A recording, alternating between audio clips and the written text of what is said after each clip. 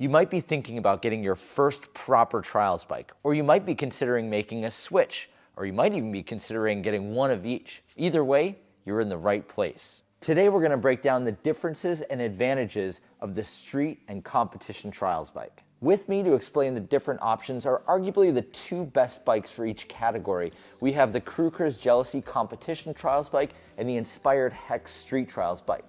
They're both 26-inch wheeled trials bikes, but they're built for completely different riding styles. Let me start by giving you some background and context on street trials. In the early 2000s, there was a movement of riders who wanted to add style to the sport. So they took to the streets and started developing moves that were more rolling and smooth in nature. So they were doing big bunny hops, big manual lines, big rolling gaps, all kinds of things that kind of made it a little bit more flowy and stylish. That set the foundation for a rider like Danny McCaskill to come through and put together the video that kind of blew the door open for trials and the masses. From that point on, street trials continued to grow at a rapid pace, and at this point, pretty much every trials brand has a street trials bike in part of their lineup. The cool thing is that these bikes are accessible. They come in 26-inch wheel, 24-inch wheel, and now 22-inch wheels, so anybody could hop on one of these bikes and get started. The other benefit is that people with a mountain bike or a BMX background can easily adapt to this bike. When you first hop on it, you can probably already do a handful of things because it feels kind of like a dirt jumper, and it's built up about the same way. You've got a seat, you've got disc brakes, you've got low rolling resistance tires. It kind of is a good starting point for everybody, no matter what their background is, to get started in trials. In the early 2000s, when that split happened, when people started specializing in the style and the street version of trials, it affected competition trials in a major way as well. Up until that point, you kind of had one bike that did everything. You could do some bunny hops and manuals on it. You could also ride a competition on it. But once the split occurred, the competition bikes were free to run in that direction with no compromises. So you see the geometry of the bikes get more and more radical from that point on, to the point where you have super high bottom brackets, very long bikes that look not really like a bicycle at all. In fact, it's so disorienting to ride a competition bike for the first time that a lot of riders have a hard time adjusting at first. But it's kind of like taming a wild stallion, because once you can ride this bike, everything becomes easy. You can do the biggest, most advanced moves on this bike the easiest. So it is purpose-built for doing exactly what you want to do. It just takes a little bit of adjustment, and if you've been going down this path for a little while, to get back over to the competition path can take a little bit of work. But once you're comfortable on this bike, you can literally do anything. The defining characteristic of a competition trials bike is the fact that it has no seat. There's no purpose for it. It needs to be low and long and out of the way here, so you don't need it. And on top of that, you have usually some sort of rim brake with a ground rim, and that's to allow for super precise braking.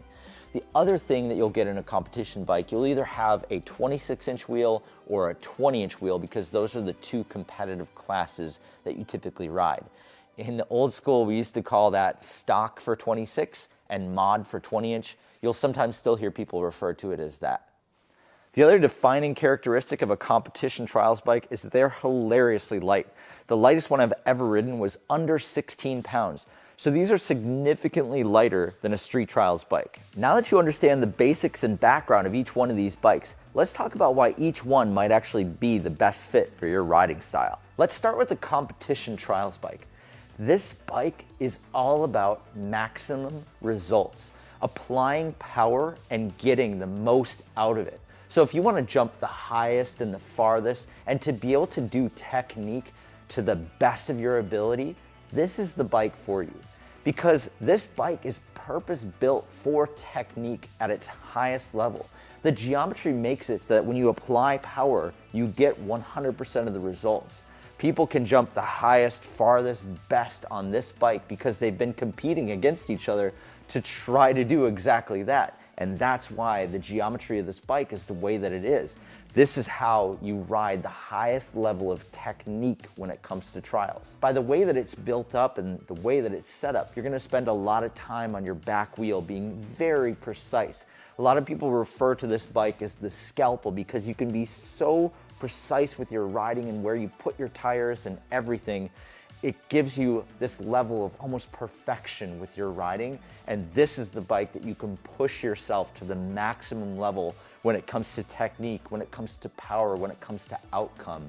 That's why people would ride a competition trials bike. Now I'm showing the 26-inch competition trials bike, but there's also a 20-inch trials bike, which obviously would be a little bit lighter than this bike. You can be a little bit more precise with it, but it doesn't roll as smoothly as a 26-inch wheel would.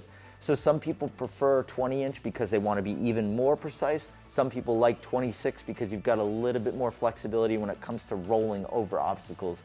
But both of them are extremely precise and extremely good at taking your energy and your technique and maxing it out. Let's move on to street trials. The cool thing about a street trials bike is the flexibility that you get with it. You can ride all sorts of different styles. You're not locked into one style of riding. You could ride any kind of trials. You could ride skate parks, you could ride small dirt jumps, you could ride between spots. There's so much that you can do. You can choose to have a day where you just do bunny hops and manuals. You could have a day where you just decide to hop on the back wheel. You really can kind of do a little bit of everything, and I think that's the big reason why a lot of people have chosen to ride street trials bikes.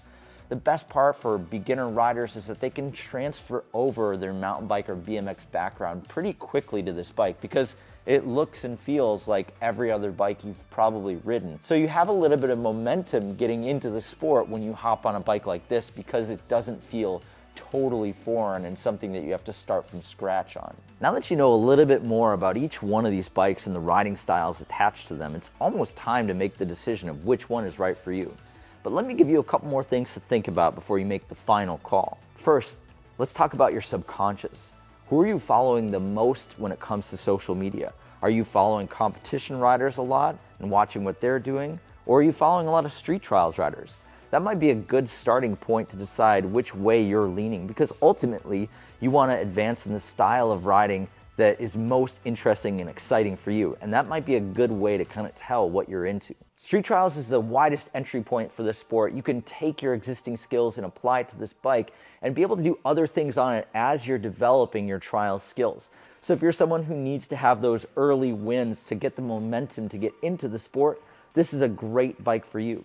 If you're really excited about style and learning new tricks, this is absolutely the bike that you should start off with. The competition bike is a lot more upfront commitment, where it's a little delayed gratification. It's gonna take a little bit to adjust to this bike, maybe a couple weeks to get really comfortable on it, but once you're there, all of the stuff comes easier because this bike is made to do specifically those techniques. So you're going to be able to jump higher, farther, and go bigger on this bike faster once you get over that initial thing. It's not instant gratification, but once you cross that boundary, you're going to be riding at a much higher level when it comes to trial-specific stuff than you would have on the street trials bike. Maybe you've already made your decision and you have one of these two bikes, and the question you're now asking yourself is, well, should I have both? I guess it goes without saying that it's a lot of commitment to have two trial-specific bikes in your stable. But here are some reasons why it might be a good idea.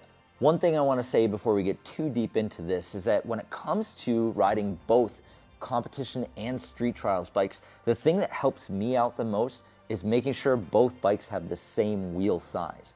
For some reason, switching between wheel sizes can be even more disorienting than changing between frame geometries. And so I like to have both a 26-inch comp bike and a 26-inch street bike. I've struggled actually going between 24 and 26-inch street trials because the timing is so off between the two pedals and wheels and all the different things that are set differently on each one. And I totally get that competition trials bikes are way different than street trials bikes, but for some reason having the same wheel size has been a huge help when it comes to flipping between the two styles. So what's the benefit of riding both bikes? Well, each one kind of brings something new to the table, and so what we're really talking about is range. So when you think about a competition bike, you're going to develop technique and power specifically on this bike.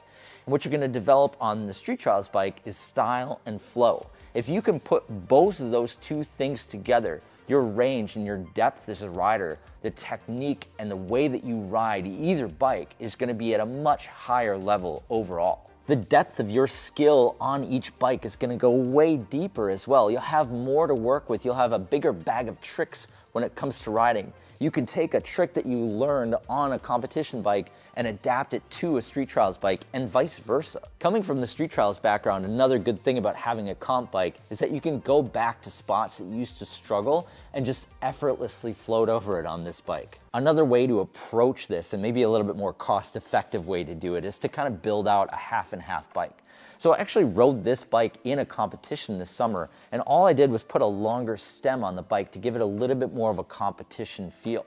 It became kind of this all-around bike and more of a throwback to what I used to ride, where I'd have to compete on the same bike that I would do my trials, demos, and street riding on. So there's an option to make this half and half kind of bike. In fact, Jitsi actually makes a bike that's essentially the half and half trials bike. So these bikes are never going to be perfect for one singular style of riding, but like I said, they're a little bit more cost effective and they cross a wider range of riding styles so that you don't have to commit 100% to one or the other. Another thought in case you don't want to have and maintain two trials bikes. Whichever bike or bikes you decide to go with, let me be the first to welcome you to the trials community. I hope this channel is really helpful for you when it comes to learning techniques, learning about the sport and the bikes and everything else. If you're still trying to decide what wheel size is the right one for you, this video right here might be very helpful. And if you're just getting started in the sport and you need some tutorials to get you rolling, here's a whole playlist. It's all the trials basics that's going to get you dialed in. Have fun.